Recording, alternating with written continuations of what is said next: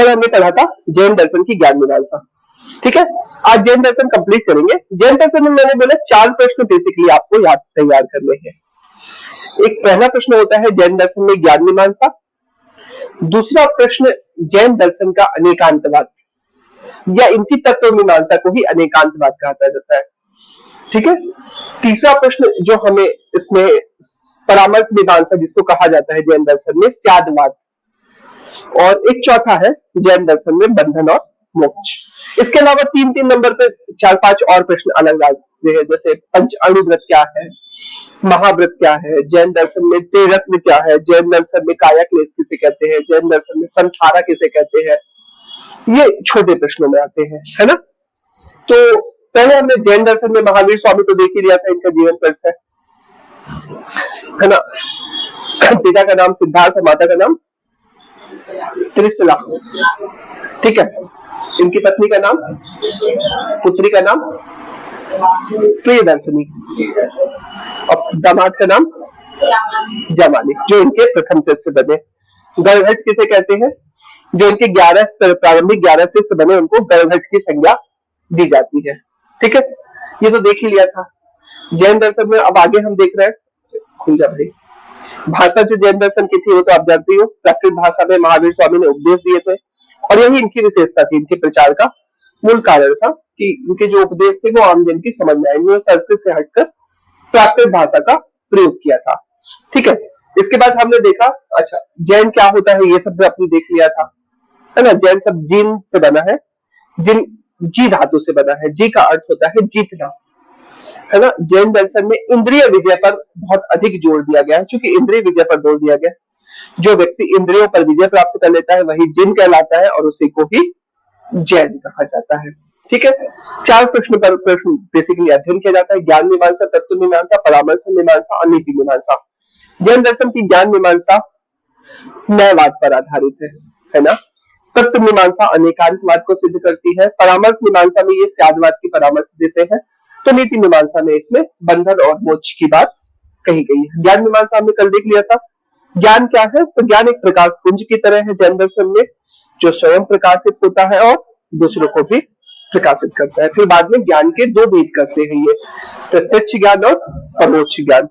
प्रत्यक्ष ज्ञान भी 2 प्रकार का होता है, एक होता है परमार्थिक ज्ञान और दूसरा समव्यवहारिक ज्ञान। समव्यवहारिक ज्ञान 2 प्रकार का होता है, मति ज्ञान और श्रुति ज्ञान। श्रुति ज्ञान किसे कहते हैं, जो पंच ज्ञानेंद्रियों से ज्ञान प्राप्त होता है उसको हम श्रुति ज्ञान कहते हैं, और मति ज्ञान कहता है जो पंच ज्ञानेंद्रियों से प्राप्त ज्ञान की छवि हमारे मस्तिष्क में बनती है, उस ज्ञान को क्या कहा जाता है, मति ज्ञान कहा जाता है। एक मिनट, हाँ जी जी सर,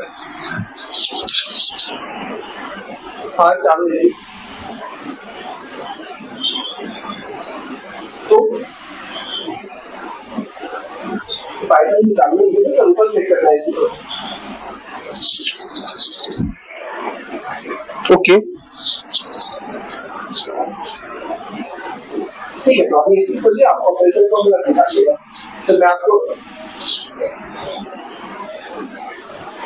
ठीक है, फिर मैं आता हूँ अभी, तो आप बता दो कहाँ लगाने चाहिए, वहीं से सेट कर दूँगा। फिर इसके बाद प्रत्यक्ष परमार्थिक ज्ञान और 3 प्रकार के होते हैं। एक होता है, पहला ज्ञान क्या होता है, अवधि ज्ञान। अवधि ज्ञान किसे कहते हैं, बिना, हाँ देखो सिंपल सा है, ध्यान अवस्था में जो आपको ज्ञान की प्राप्ति होती है, जब आप पंच ज्ञानेंद्रियों को साइड रखे, जब आप ध्यान की अवस्था में बैठते हो, ध्यान की अवस्था में बैठने में आपकी इंद्रिय काम करना जब बंद कर देती है, स्थिर अवस्था आ जाती है, तो पंच ज्ञानेंद्रियों को साइड रखकर जो आपको प्रारंभिक ज्ञान प्राप्त होता है वो क्या होता है, अपने मस्तिष्क का, अपनी अंतरात्मा को जानना, जिसको कहते हैं ना। शक्तिमान जब बैठता था तो उसके 5 चक्र जागृत हो जाते थे ना, तो वो वाला ज्ञान जो होता है, जो ज्ञान प्राप्त होता है, उसको क्या कहते हैं, अवधि ज्ञान कहते हैं। फिर उसके बाद दूसरा होता है मनः पर्याय ज्ञान। मनः पर्याय ज्ञान क्या कहते हैं, दूसरों के मन की बात स्थिति को जानना। पहले तो आप अपने मस्तिष्क में ज्ञान की जानकारी को, और फिर दूसरों के मन की बात को जानना, मनः पर्याय ज्ञान। और फिर तीसरा होता है कैवल्य ज्ञान। कैवल्य ज्ञान क्या होता है, तो कैवल्य ज्ञान की सर्वोच्च ज्ञान है जैन दर्शन में, है ना। है ना, सबसे परम ज्ञान, जब आपको सब कुछ सत्य असत्य के बीच भेद समझ में आ जाए, परम ज्ञान की प्राप्ति हो जाए, जब आप केवलीन हो जाओ, जब आप मोक्ष की ओर अग्रसर हो जाओ, तो जो ज्ञान प्राप्त होता है उस ज्ञान को ही कैवल्य ज्ञान कहते हैं। That's it. अब जिस प्रकार ये ज्ञान की परिभाषा दे दी गई है यहाँ पे, और ज्ञान की परिभाषा देने के बाद लास्ट में बता दिया गया है नयवाद। नयवाद क्या होता है? तो जैन दर्शन में नयवाद, है ना, नयवाद मैंने कल बता दिया था वैसे तो, क्या है बताओ? जो नया है, जो नहीं है, हाँ,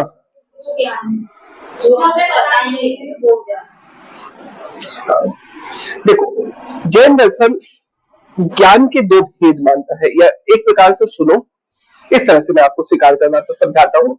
ये तो अवधि ज्ञान, ये सारी चीजें तो बताई दी मैंने, है? एक प्रकार से सुनो, सामान्यतः भारतीय दार्शनिक परंपरा में ज्ञान क्या है और ज्ञान के स्रोत क्या है, ये दो प्रश्न अध्ययन करते हैं। ज्ञान क्या है तो मैंने बता दिया, है ना, कितने प्रकार का ज्ञान होता है। ज्ञान के स्रोत प्रमाण पर आधारित मानते हैं। ज्ञान कहां से स्रोत होता है? कुछ न कुछ प्रमाणों से हमें ज्ञान की प्राप्ति होती है। जैन दर्शन कहता है कि ज्ञान का जो स्रोत है ना, प्रमाण के अतिरिक्त नय भी होता है। एक होता है प्रमाण और दूसरा होता है नय। प्रमाण वे है जो इंद्रियानुभूति से आप ज्ञान प्राप्त करते हो, और नय क्या है? वह ज्ञान जो नवीन है, जो नया है, जो प्रकाशित है और दूसरों को भी प्रकाशमान करता है। इस ज्ञान को नए ज्ञान कहा जाता है। सिंपल।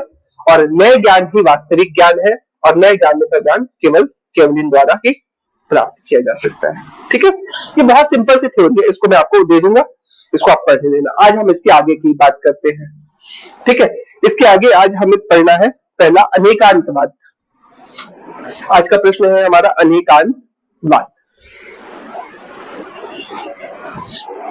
मेरे खुल जा भाई, ये बड़ा स्लो चलने लग गया है ना इस समय।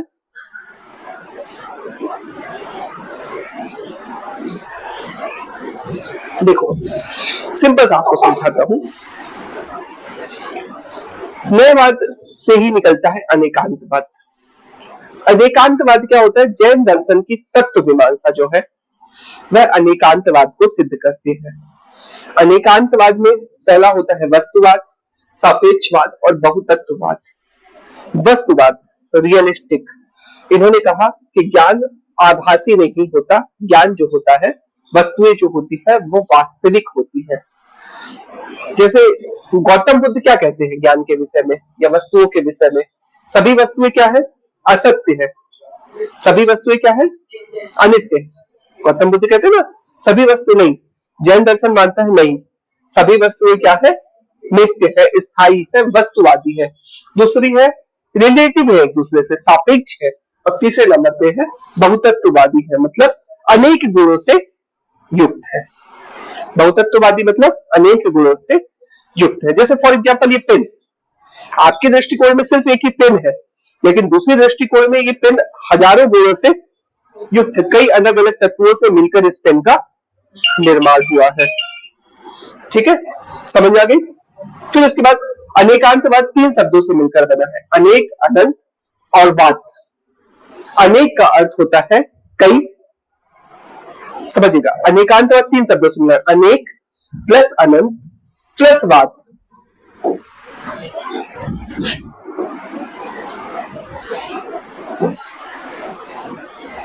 अनेक प्लस अनंत प्लस वाद। अनेक मतलब होता है कई सारे, अनंत मतलब होता है गुणधर्म, और वाद मतलब होता है विचार। समझिएगा, अनेक का अर्थ होता है कई, अंत का होता है वस्तु। अरे यार दिया मैं अभी काम कर रहा हूँ और अभी चल रहा ना, मैं 10 मिनट लगेगा मुझे, मतलब आधे घंटे लगेंगे मुझे। आप सुना लीजिए, मैं आधे घंटे में आ रहा हूँ क्लास लेकर। हाँ,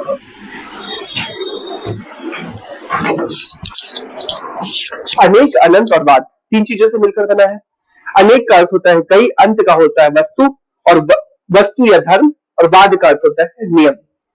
अर्थात प्रत्येक वस्तु विभिन्न गुण धर्मों से मिलकर बनी है, इसी को कहा जाता है अनेकांतवाद। जैसे उदाहरण के तौर पर ये पेन, मैंने बताया पेन एक नहीं है, किन अनेक गुणधर्मों से मिलकर बनी है, और इसी को कहा जाता है अनेकांतवाद। इसको आगे और समझते हैं। देखिए, जैसे इस प्रकार अनेकांतवाद जगत में अनेक सत्ताओं जड़ और चेतन को स्वीकार करता है और अनेक दृष्टि से सत्ता के स्वरूप का निर्धारण करता है। मतलब संसार की सभी वस्तुएं नित्य है, संसार में जड़ भी है और संसार में चेतन भी है, और सभी सत्ताएं वास्तविक है, कोई आभासी सत्ता नहीं है। सभी सत्ता को स्वीकार कर रहा, और सभी सत्ताओं में अनेक गुणधर्म है। सभी सत्ताओं में क्या है? अनेक गुणधर्म है। अनेकांतवाद एक अखंड दृष्टि है जिसमें वस्तु के सभी धर्मों में समन्वय हुआ है। जिस प्रकार जैन दार्शनिक जगत की व्याख्या के क्रम में नित्यता के साथ साथ अनित्यता की उत्पत्ति के साथ साथ विनाश, एकता के साथ अनित्यता को स्वीकार करते हैं। मैं समझाऊं फिर से एक आंसर के फॉर्म में इसको? देखिए, एक आंसर के फॉर्म में इसको समझते हैं कि अनेकांतवाद कहता क्या है। ठीक है,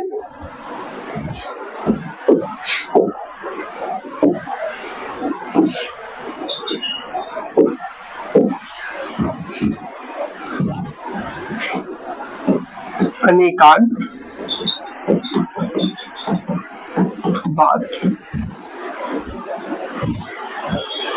ठीक है, देखिए सुनिए, पहले मैं फिर से रिपीट कर देता हूं, एक बात अच्छे से समझ में आ जाएगा। जैन दर्शन की तत्व मीमांसा अनेकांतवाद को सिद्ध करती है। ठीक है, अनेकांतवाद तीन शब्दों से मिलकर बना है, अनेक, तथा, अंत और वाद। अनेक का अर्थ होता है विभिन्न, अंत का अर्थ होता है गुणधर्म, और वाद का होता है नियम। अर्थात प्रत्येक वस्तु अनेक गुणधर्मों से युक्त होती है। संसार में प्रत्येक वस्तु नित्य और अनित्य दोनों है, जड़ और चेतन दोनों है, स्थायी और अस्थायी दोनों प्रकार की है। अर्थात जैन धर्म सभी प्रकार की सत्ताओं को स्वीकार करता है। ठीक है, और फिर इसके बाद इसके पढ़ने का तरीका के संबंध में वो स्यादवाद की सिद्धि करते हैं कि मानव का दृष्टिकोण और ज्ञान जो होता है वो किसी भी वस्तु के संदर्भ में सापेक्षित होता है। इसी को सापेक्षवाद भी कह सकते हैं, है ना, जिसको स्यादवाद आगे हम आके कहेंगे। परामर्श मीमांसा में वो स्यादवाद के रूप में इसे बताएंगे कि आपका दृष्टिकोण इस वस्तु के संदर्भ में क्या होता है? सापेक्षित होता है। जैसे आप कोई नवीन जानवर देखें और आप देखें कि ये तो बिल्ली जैसा दिखता है, जरूरी नहीं है कि वो बिल्ली हो, है ना। सिंपल समझ आ रहा है? आपका दृष्टिकोण किसी वस्तु के संदर्भ में सिर्फ सापेक्षित है, आप उसके कुछ गुण धर्मों को देखकर उसका ज्ञान प्राप्त कर रहे हो, उसका आप संपूर्ण ज्ञान आपको प्राप्त नहीं होता। इसी को कहा जाता है अनेकांतवाद। कुछ क्लियर हुआ? पक्का? इसको आंसर लिखा देता हूं, समझ में आ जाएगा। ठीक है, जैन दर्शन में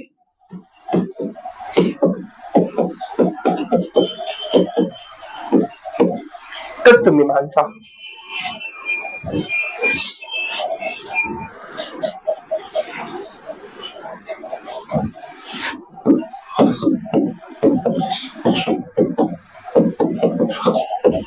वस्तुवादी,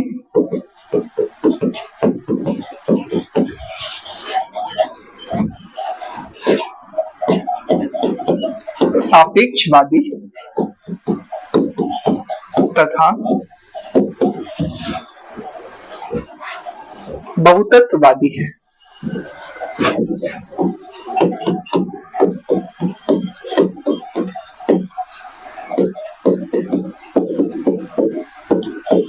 है ना। जैन दर्शन की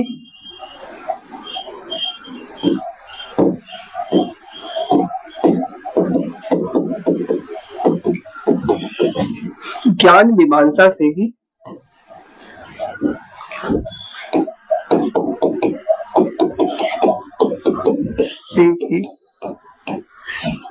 तत्व मीमांसा की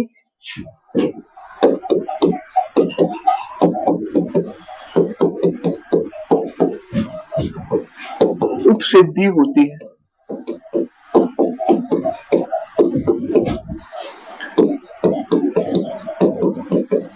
ठीक है, बहुत साधारण शब्दों में, सरल शब्दों में लिखा रहा हूं आपको।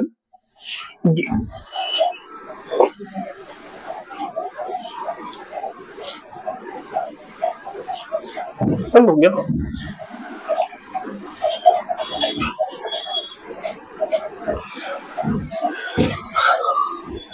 कैमरा भी बंद हो गया था क्या? चालू हो जाएगी, है ना, सर्विस चालू हो जाएगा शायद। ये शायदवाद, हाँ? होगा नहीं होगा के बीच का एक शब्द होता है शायद।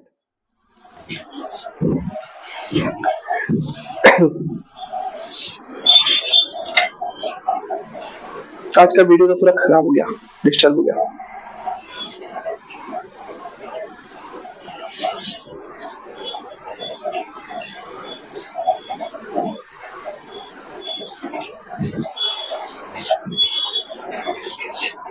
आज अभी नीचे का भी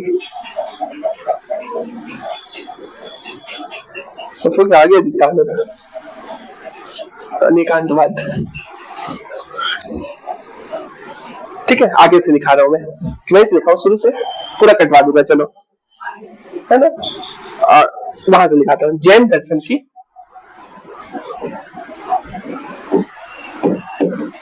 जैन दर्शन में ज्ञान मीमांसा,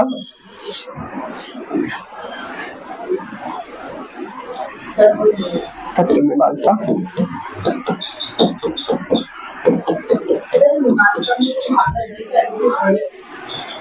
मीमांसा, दोनों शब्द सही है वैसे, ये मैंने चेक किया था, इसको मीमांसा भी होता है, मीमांसा, ये बोलो आप, ये भी सही है। उनके ज्ञान मीमांसा की ही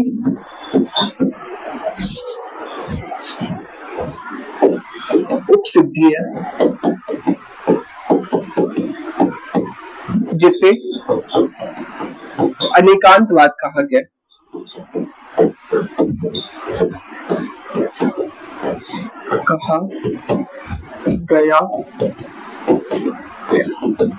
ठीक है,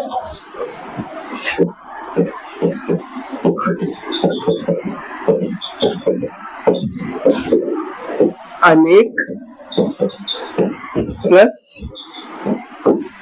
अन प्लस वाद, है ना। अनेक का अर्थ होता है यहाँ पे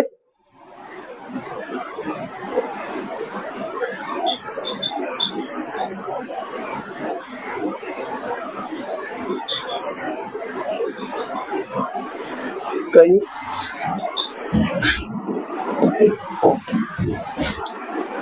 वस्तु धर्म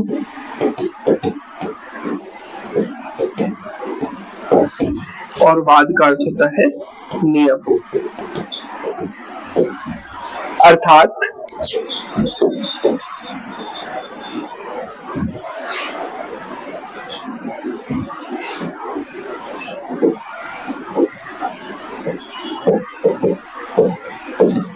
प्रत्येक वस्तु में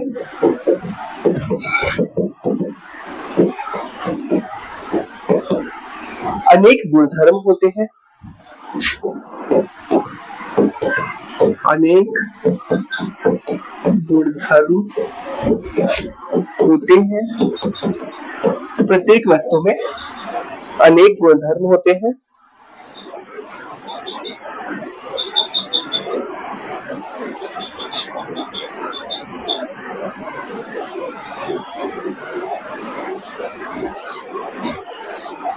मानव का दृष्टिकोण प्रत्येक वस्तु के संदर्भ में अस्थायी और सापेक्षित होता है।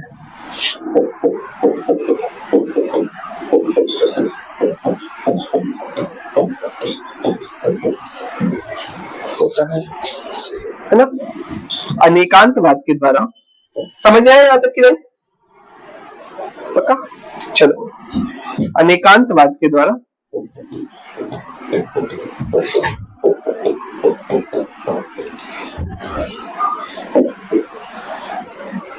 जैन दर्शन में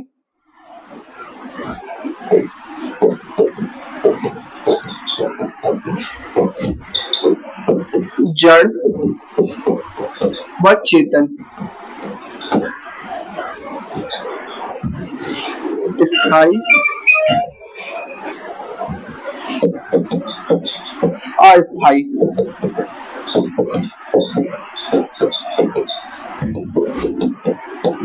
सभी सत्ताओं को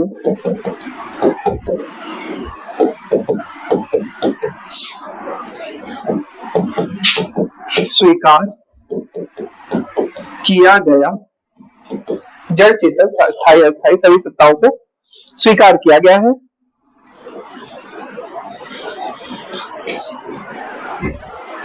अनेकांतवाद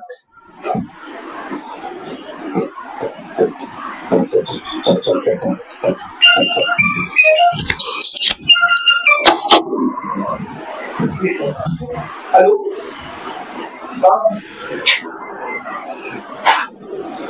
अभी अगर काम कर रहे हो या क्लासेस ले रहे हो, आधे घंटे में पहुंच जाएगा, प्लीज आधे घंटे में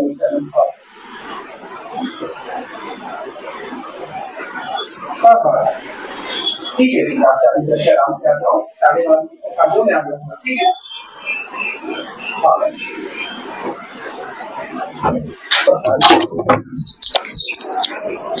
अनेकांतवाद के द्वारा अनेकांतवाद एक अखंड दृष्टि है जिसमें एक अखंड दृष्टि है जिसमें वस्तु के सभी गुणधर्मों को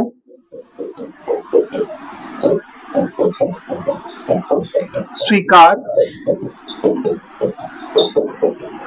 किया गया है, वस्तु के सभी गुणधर्मों को स्वीकार किया गया है। इस प्रकार जैन दार्शनिक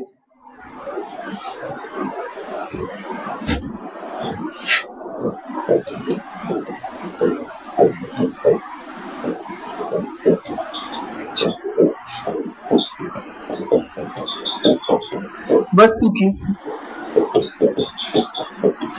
नित्यता के साथ अनित्यता, नित्यता के साथ अनित्यता,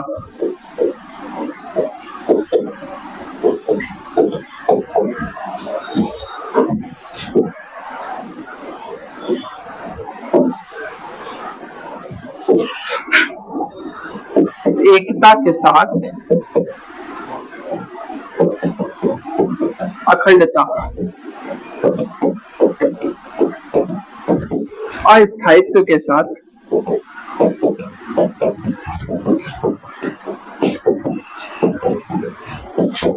स्थायित्व को भी स्वीकार करते हैं।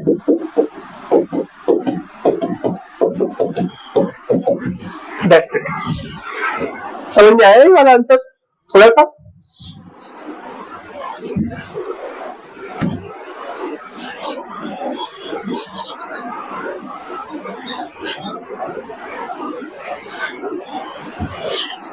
अनेकांतवाद सिंपल सा है, प्रत्येक वस्तु में अनेक गुण धर्म है। जैसे गौतम बुद्ध चरवाक कहता है कि प्रत्येक वस्तु क्या है, स्थायी है, स्थायी है, जो दिख रहा है वो है। चरवाक यही कह रहा था, बुद्ध क्या कह रहे थे, दिख रहा है ये नहीं है, अगर है भी तो क्षणिक है या अनित्य है। एक जैन दर्शन बीच का रास्ता लेते हैं, जड़ भी है ये और चेतन भी है। अगर आपको ये जड़ दिख रहा है तो आपका दृष्टिकोण में ये सही है, और अगर आपको ये चेतन दिख रहा है तो आपके दृष्टिकोण में ये सही है। अगर आपको लग रहा है कि ये नित्य है तो बिल्कुल है, और आपको लग रहा है कि अनित्य है तो वो भी सही है। आपका दृष्टिकोण जो है वो सापेक्षित है, बस यही है अनेकांतवाद। समझ आ गई? अब एक लास्ट एक और प्रश्न करते हैं, ये कर लिया आपने? एक है स्यादवाद, ये बड़ा इंपॉर्टेंट प्रश्न है स्यादवाद। स्यादवाद एग्जाम में, एमपीपीएससी के एग्जाम में 2 से 3 बार पूछा जा चुका है। स्यादवाद क्या है? तो देखो, जैन दर्शन की परामर्श मीमांसा स्यादवाद को सिद्ध करती है ना। और स्यादवाद जो है अनेकांतवाद से ही निकला हुआ एक विचार। अनेकांतवाद में यह कहा गया कि अनेक प्रत्येक वस्तु में अनेक गुण धर्म है और हमारा दृष्टिकोण सापेक्षित है। तो फिर स्यादवाद ये कहता है कि जब आपका दृष्टिकोण सापेक्षित है तो आपका कथन भी कैसा होना चाहिए? सापेक्षित होना चाहिए। इसके लिए आपको किसी भी कथन को कहने से पहले स्याद शब्द का प्रयोग अपने कथनों में करना चाहिए। इस प्रकार स्यादवाद में 7 प्रकार के कथन सिद्ध करते हैं। इसके लिए जैन दार्शनिक अंधे और हाथी की कहानी का उदाहरण लेते हैं। अंधे और हाथी की कहानी नहीं जानते? जैसे 6 अंधे या 7 अंधे इकट्ठे होंगे और एक हाथी जो जन्मांध है, जिन्होंने कभी हाथी की छवि नहीं देखी, उनके सामने अगर एक हाथी लाया जाएगा और उनसे पूछा जाएगा कि हाथी आप बताओ कैसा है, तो वो कैसे किसी वस्तु का ज्ञान प्राप्त करते हैं? छूकर। हर व्यक्ति अंधा कैसे ज्ञान प्राप्त करता है? हाथी को छूकर ज्ञान प्राप्त करेगा। जो व्यक्ति हाथी की पूंछ पकड़ेगा वो क्या कहेगा? हाथी तो रस्सी के जैसा है। जो व्यक्ति हाथी का पैर पकड़ेगा वो कहेगा हाथी खंबे के जैसा है। जो व्यक्ति हाथी के पेट पकड़ेगा वो कहेगा हाथी तो पहाड़ जैसा है। और जो व्यक्ति हाथी के कान पकड़ेगा वो कहेगा कि हाथी सूपे जैसा है। गलत कोई भी नहीं कह रहे हैं, लेकिन सबका दृष्टिकोण क्या है? यहाँ पे सापेक्षित है। एक दृष्टिकोण से वो सही है। इसलिए कहना चाहिए कि शायद हाथी सूपे जैसा है, शायद हाथी पहाड़ जैसा है, शायद हाथी रस्सी जैसा है, शायद हाथी खंबे जैसा है। किसी भी कथन को 7 प्रकार से कहा जा सकता है। शायद अस्ति, शायद है, शायद नास्ति, शायद नहीं है, शायद अस्ति च नास्ति, शायद है भी और नहीं भी है, शायद अव्यक्तम, शायद कुछ कहा नहीं जा सकता, शायद अस्ति च अव्यक्तम, शायद है भी और कहा भी नहीं जा सकता, शायद नास्ति च अव्यक्तम, है भी और नहीं भी है और कहा भी नहीं जा सकता, शायद अस्ति च नास्ति च अव्यक्तम, है भी और नहीं भी और कहा भी नहीं जा सकता। इसे ही कहा जाता है सप्तभंगी नय। क्या कहा जाता है? सप्तभंगी नय। 7 प्रकार से किए गए विचार, सप्तभंगी नय। यही होता है स्यादवाद। लिख लोगे आंसर कि करवा दे? हाँ नहीं पता नहीं, जल्दी से आंसर दो। शायद अस्ति, शायद नास्ति, शायद अव्यक्तम, अस्ति कर लेंगे, शायद अस्ति शायद कर लेंगे, शायद कर लेंगे, शायद नहीं भी कर लेंगे, शायद कर भी लेंगे और नहीं भी कर लेंगे, शायद अव्यक्तम, पता ही नहीं शायद कर पाएंगे कि नहीं कर पाएंगे, है ना। शायद कर लेंगे लेकिन पता नहीं है, शायद नहीं कर पाएंगे लेकिन पता नहीं है, और 7वां शायद कर भी लेंगे, शायद नहीं भी कर पाएंगे और शायद कुछ कहा नहीं जा सकता। ठीक है, इसके नोट्स आपको मिल जाएंगे। वाला 7 फिर शुरू से आ गया। ठीक है, कर लेना। फिर उसके बाद डायरेक्ट हम आते हैं जैन दर्शन में बंधन और मोक्ष। जैन दर्शन की आचार मीमांसा बंधन और मोक्ष है।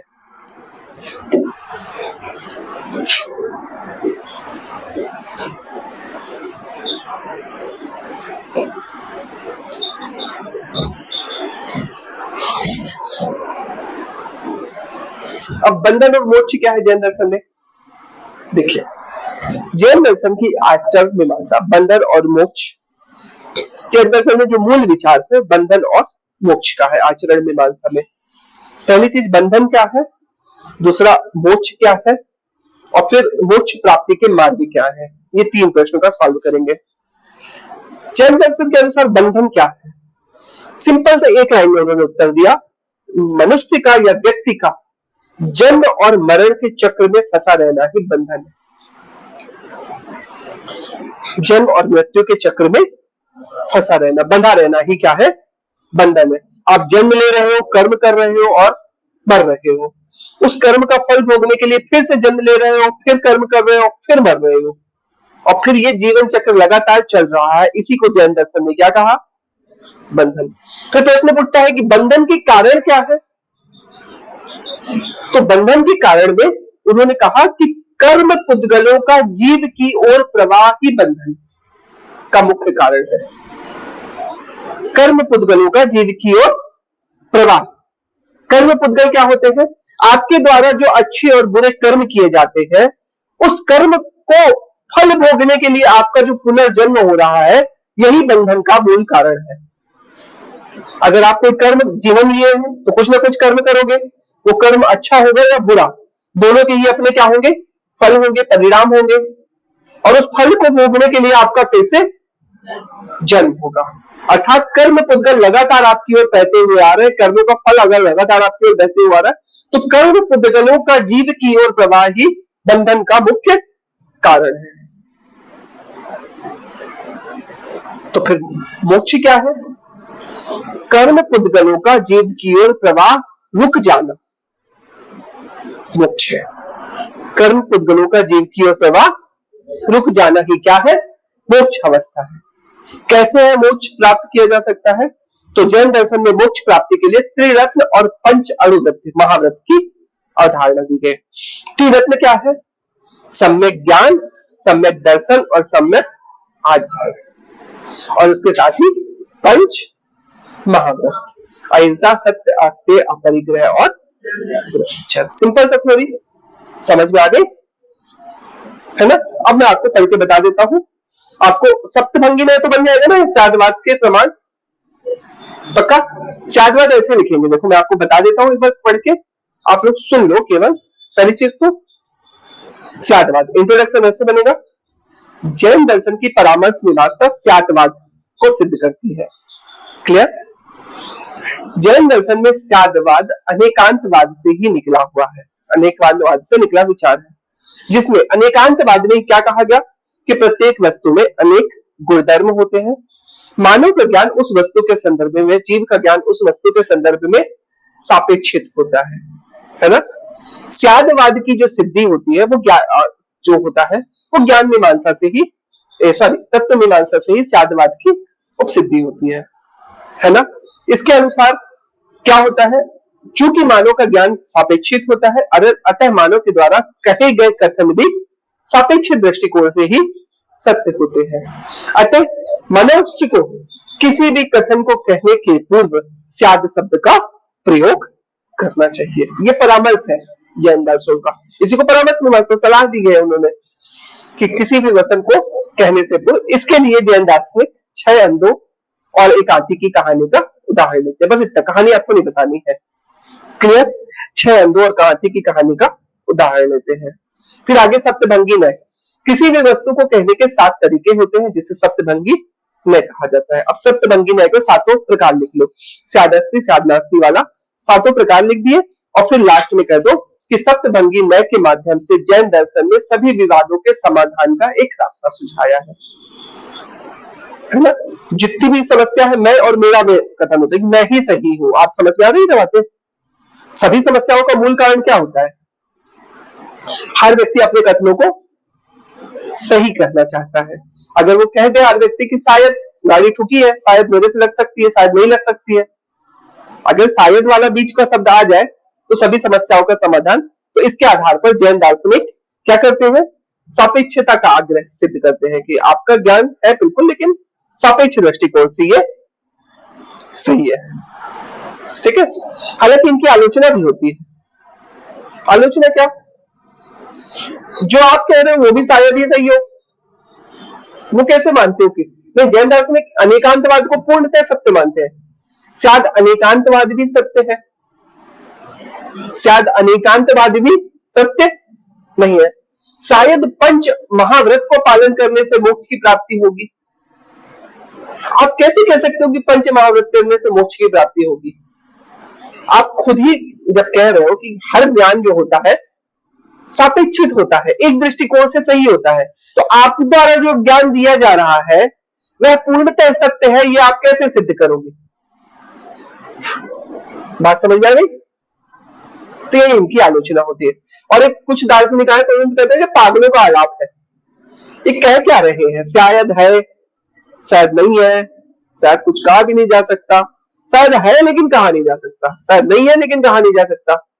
ये कहना क्या चाह रहे हो भाई आप? पागलों का अलाप है, इसके लिए कह दिया जाता है दस दार्शनिकों के लिए। तो बाद वाले जो दस दार्शनिक है उन्होंने साध्यवाद को अस्वीकार कर दिया था, क्योंकि उनके प्रश्न उठने लग गए थे कि क्या क्या रहे हो तुम, पहले तो खुद क्लियर हो जाओ कि तुम्हारे कथन में से आग लगाना है या नहीं लगाना, और जब तुम्हारे कथन में नहीं लगाना तो मेरे कथन में आप से आग कैसे लगा सकते हो। या तो फिर अपने भी कथन को बोलो कि साध्यवाद साध सही है,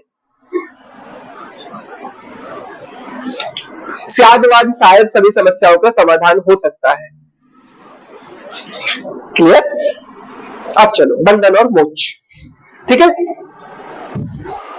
अब बंधन मैंने समझा दिया, क्या है जैन दर्शन में, बताओ बंधन। बंधा रहना ही बंधन है। कारण कर्म पुद्गलों का जीव की ओर प्रवाह बंधन का मुख्य कारण है। मोक्ष क्या है? कर्म पुद्गलों का जीव की ओर प्रवाह रुक जाना। समझ में आ गया? कैसे होगा? त्रिरत्न और पंच महाव्रत के माध्यम से। सिंपल। अब इसी को आंसर के फॉर्म में करना है, देख लो। जैन दर्शन के अनुसार बंधन का अर्थ है जन्म ग्रहण करना। सिंपल। बंधन का अर्थ क्या है? वही जन्म मृत्यु के चक्कर में फंसे रहना, एक ही बात है। जीव शरीर से संबद्ध होना, जीव का कर्म पुद्गलों से संयोग होना, कर्म पुद्गल से संयोग होना बंधन है, और जीव का कर्म पुद्गलों से संबंध विच्छेद ही मोक्ष है। क्लियर? सिंपल। मोक्ष के साधन त्रिरत्न और पंच महाव्रत। आगे हम आते हैं मोक्ष प्राप्ति के साधनों के बारे में चर्चा करने।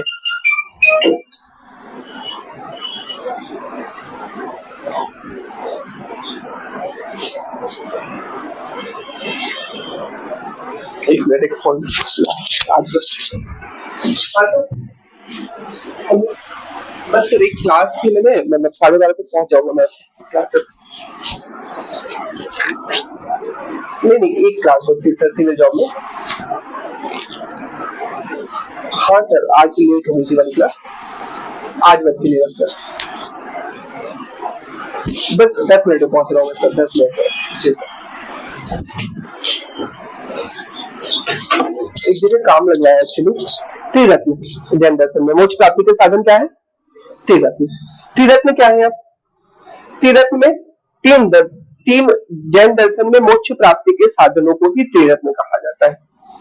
त्रिरत्न आपको अगर डायरेक्ट अगर कभी पूछे त्रिरत्न क्या है, तो त्रिरत्न क्या है? जैन दर्शन में मोक्ष प्राप्ति के साधनों को त्रिरत्न कहा जाता है। त्रिरत्न कौन कौन से हैं? पहला सम्यक ज्ञान। सम्यक ज्ञान क्या है? अब सुनिए, बहुत सिंपल सा है। जैन दर्शन के अनुसार बंधन का मूल कारण मूलतः 4 कुप्रवृत्तियां या वासनाएं, जैसे क्रोध, मान, लोभ और माया है।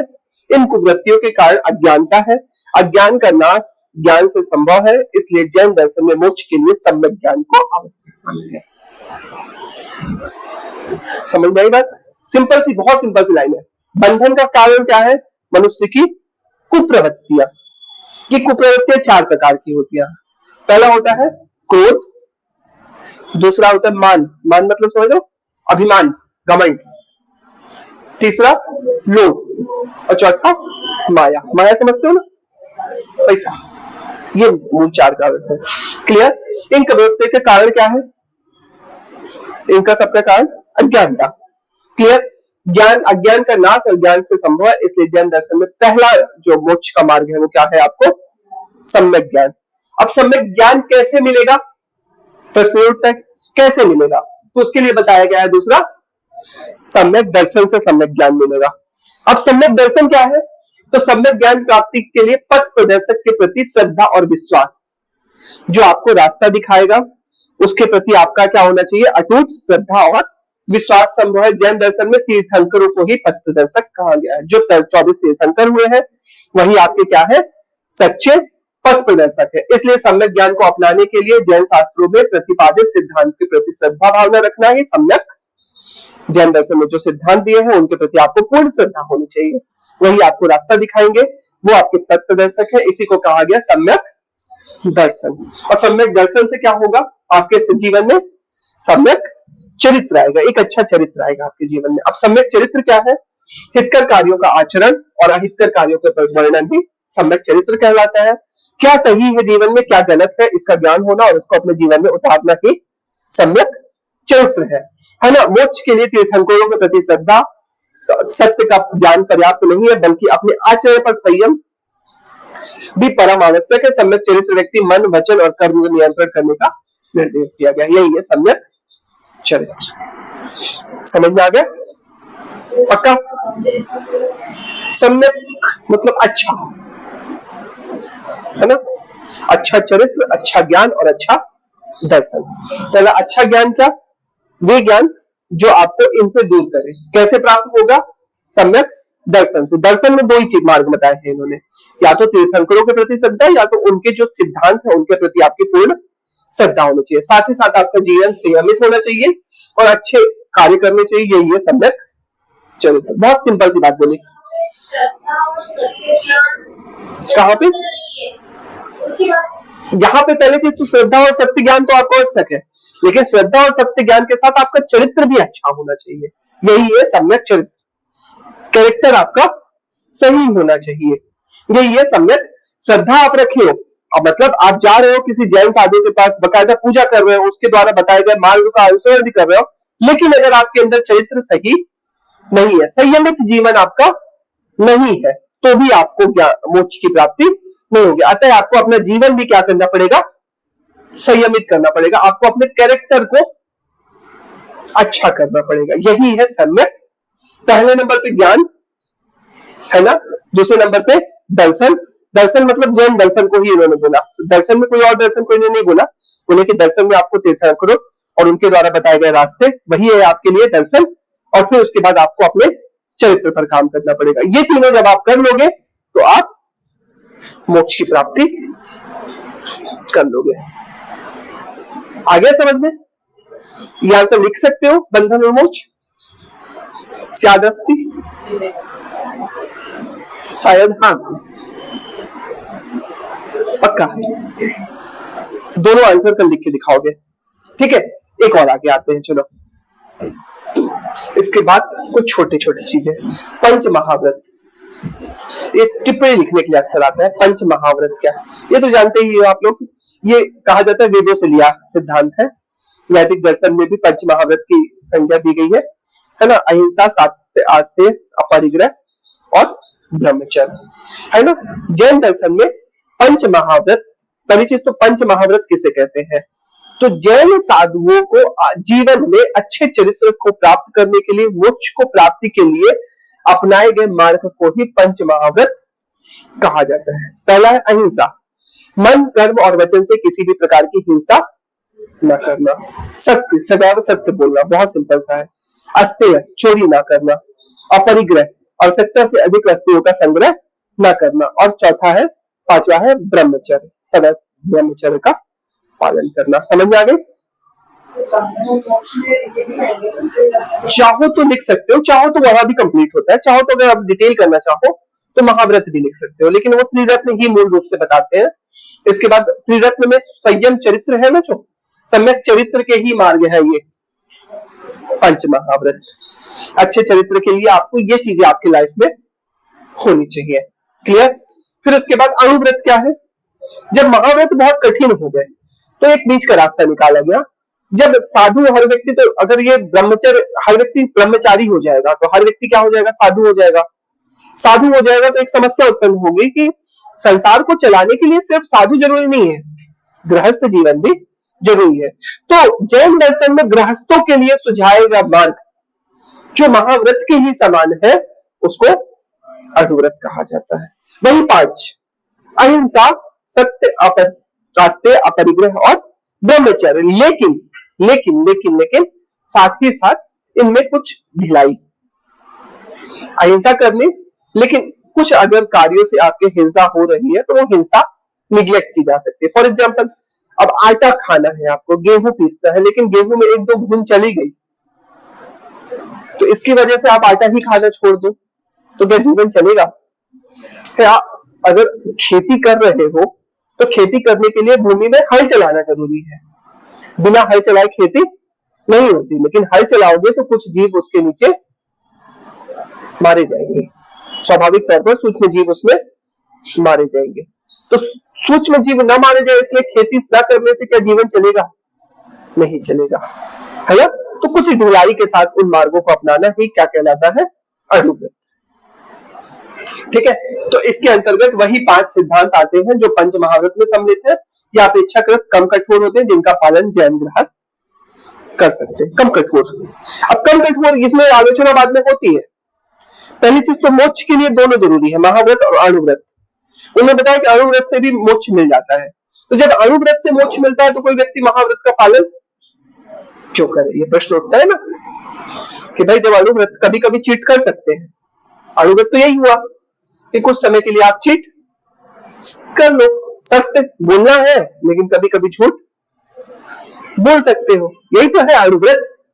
सत्य में कठोरता के साथ सत्य रहना, टिके रहना। लेकिन अणुव्रत कहता है कि नहीं, कुछ इसमें ढिलाई। ढिलाई मतलब क्या, कभी कभार झूठ बोल लो, है ना। भाई अब बिजनेस कर रहे हो, व्यापार को बहुत बढ़ावा दिया जाता है जैन दर्शन में। अब व्यापार के लिए बिना झूठ बोले व्यापार हो सकता है क्या, आप बताओ। भाई आप 100 का सामान अगर 150 में बेचना चाहते हो तो आपको बताना पड़ेगा कि 145 की खरीदी है, वो 100 का बचा के 150 का खरीद के ग्राहक को दोगे, ग्राहक लेगा क्या। आधार ही कहीं ना कहीं झूठ होता है व्यापार का, कुछ ना कुछ तो झूठ आपको बोलना पड़ता है। क्लियर। तो अणुव्रत उन्हीं के लिए दिया गया है कि कुछ कुछ झूठ बोल लो जहां जहां, क्योंकि मैंने बोला था घोड़ा घास से दोस्ती करेगा तो खाएगा क्या, है ना। व्यापारी अगर ग्राहक से सत्य बोलने लग जाएगा तो फिर प्रॉफिट किससे लेगा, प्रॉफिट नहीं लेगा तो ये धर्म का प्रचार के लिए जो जैन साधु खर्चा मांगते हैं वो कहां से आएगा, सीधी सी बात है ना। ये हो गया महाव्रत। तो इसमें अंतर तो समझते हो, जैन साधुओं के लिए होता है, ये गृहस्थों के लिए होता है ना। इसमें सभी त्याग की अपेक्षा की जाती है। इसमें बोलता है कि स्थूलता के साथ कुछ चीजों का पालन करो, कुछ चीजों का पालन ना करो, दैट्स इट। अनेकात्मवाद क्या है, अनेकात्मवाद जैन दर्शन का सिद्धांत है जो अनेक आत्माओं की सत्ता को स्वीकार करते हैं। क्योंकि आत्मा भी क्या बोलते हैं, अनेक गुण धर्म होते हैं। साथ ही साथ संसार में हर व्यक्ति की आत्माएं अलग अलग है। इसी को कहा गया, जैसे भारतीय दर्शन में कहा गया कि एक ही परमात्मा है, सभी उसके अंश है, अर्थात एक ही है ना आत्मा। नहीं, यहाँ पे बोले हर व्यक्ति की आत्मा अलग है, यही है अनेकांतवाद, अनेकात्मवाद। अनिश्वरवाद तो जानते ही हो, जैन दर्शन अनिश्वरवादी दर्शन है, ईश्वर की सत्ता को स्वीकार, बिल्कुल यही तो बोले, आत्मा की भी सत्ता को स्वीकार किया गया है। लेकिन इसके लिए वो सिद्धांत क्या देते हैं, अनेकांतवाद, कि आज जिस आत्मा को आप जानते हो वो सत्य है, लेकिन एक दृष्टिकोण से, एक ही गुणधर्म है चेतना जिसके बारे में हम जानते हैं, जबकि आत्मा अनेक गुणधर्मों का संयोग हो सकती है जिसके बारे में हम नहीं जानते। That's it. वैदिक धर्म को चुनौती तो दी गई, ये तो आप जानते ही हो, ठीक है।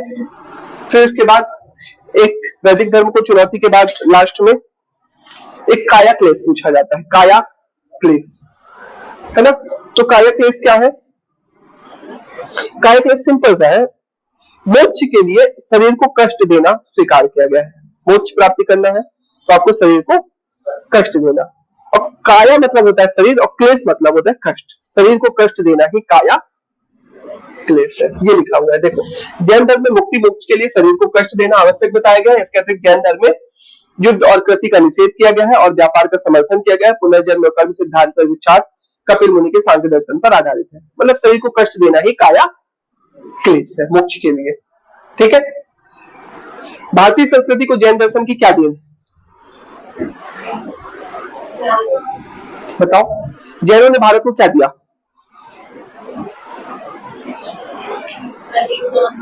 अरे अहिंसा, सबसे ज्यादा जो पार्ट पढ़ाया अहिंसा का भारत में, गांधी जी अहिंसा लेकर आए ना, भारत की रगों में बसा हुआ है अहिंसा। आपको पता है भारत अहिंसक, गांधी जी अहिंसक है इसलिए भारत अहिंसक नहीं है, भारत अहिंसक है इसलिए गांधी जी अहिंसक है। भारत की आत्मा में अहिंसा है। आज हमसे कोई बोल दे, जैसे इराक ईरान जैसे आप बड़े बड़े देश देखोगे, वहां सरकारें बदलती है, हिंसा हो जाती है, हजारों लाखों लोग यूं ही मरने मारने पर उतारू रहते हैं।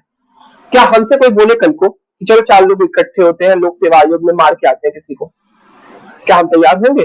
भले ही हमें बर्बाद कर दे वो, लेकिन हम फिर भी हिंसा नहीं करेंगे, क्योंकि हमारी आत्मा में हिंसा है, अहिंसा है हमारी आत्मा में। और ये अहिंसा कहां से आई है?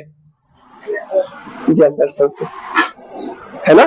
तो अहिंसा का विचार या पंच अणुव्रत का विचार जो है भारतीयों को बड़ी उपदेश है, नैतिकता का पालन करना। ठीक है। दूसरे नंबर पे इन्होंने वैदिक कर्मकांड और बुराइयों का पूरी तरह से निषेध किया। फिर उसके बाद भाषा जो है प्राकृत भाषा का प्रयोग किया जो सर्वसाधारण के समझ में आए, शिक्षा का प्रचार किया। फिर उसके बाद स्थापत्य कला के क्षेत्र में आप देखो कितने अच्छे अच्छे मंदिर है, जैसे खजुराहो के आदिनाथ, कौन कौन से आदिनाथ है, विश्वनाथ है, पार्श्वनाथ मंदिर है, उड़ीसा में हम्पी गुफा है, फिर मथुरा में जैन स्तूप, माउंट आबू का जैन, दिलवाड़ा के जैन मंदिर याद है, सुना है ना। फिर उसके बाद हाँ 52 गजा बड़वानी वाली है ना, श्रावण गेलुगोड़ा कर्नाटक में गोमतेश्वर वाली मूर्ति, ये सब जैन दर्शन की स्थापत्य कला को देन है। क्लियर। आलोचना क्या है, कमियां क्या है जैन दर्शन में, ये नोट्स में आपको सारी चीज दे दूंगा मैं लिख के। अहिंसा पर बहुत कठोरता से पालन किया गया है, जीवन में थोड़ी बहुत हिंसा हो ही जाती है, इतना अधिक कठोरता से अहिंसा का पालन करके जीवन जीना संभव नहीं है। इतना अधिक अहिंसक हो गया कि आप खेती नहीं कर रहे हो, है ना, आलू नहीं खाना, अदरक नहीं खाना, है ना। आलू क्यों नहीं खाते? क्योंकि खुदाई करके निकलता है, खुदाई करने से जीव हत्या होती है। तो अत्यधिक अहिंसा से इसीलिए विदेशी आक्रमणकारियों ने भारत पर आक्रमण किया, और हम क्या कर रहे थे? अहिंसा। सिर्फ अहिंसा से देश की सुरक्षा, राष्ट्र की सुरक्षा। काया क्लेश में स्वयं को कष्ट देने की बात कर, स्वयं को कष्ट देना हिंसा नहीं होती, इसमें ऐसा स्वीकार किया गया। स्वयं को कष्ट देना, हालांकि इस आलोचना बन सकती है कि आप है ना संथारा की बात कर रहे हो, जहां पे संथारा एक प्रकार की हिंसा है, लेकिन क्या संथारा हिंसा नहीं है। संथारा उन्हीं व्यक्तियों के लिए स्वीकार किया गया है जो या तो किसी रोग से पीड़ित है या जीवन समाप्त हो चुका है, लगभग मरने की स्थिति में है, तभी आप संथारा ले सकते हो। युवाओं को, बच्चों को संथारा की परमिशन नहीं होती। ठीक है।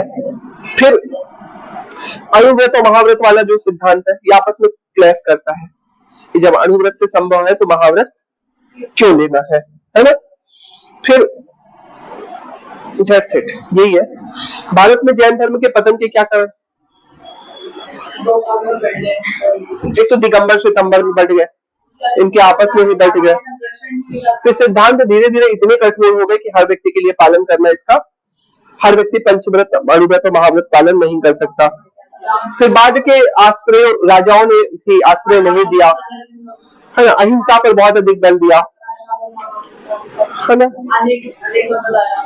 बहुत अच्छे प्रचारक भी बाद में नहीं हुआ। महावीर स्वामी के बाद कोई अच्छे प्रचारक का नाम सुनो तो गिने चुने आपको नाम मिलेंगे, बहुत अच्छे प्रचारक नहीं मिलेंगे। ठीक है। फिर बाद में मुस्लिमों ने तो फिर निपटा ही दिया था, मुस्लिम शासकों ने। दैट्स इट, ये हो गया। समझ में आ गया? इसको पढ़िएगा और जो नहीं समझ में आए तो पूछिएगा। कल से हम षट दर्शन या शंकराचार्य का दर्शन चालू करेंगे वेदांत की। पीपीटी आपने फॉरवर्ड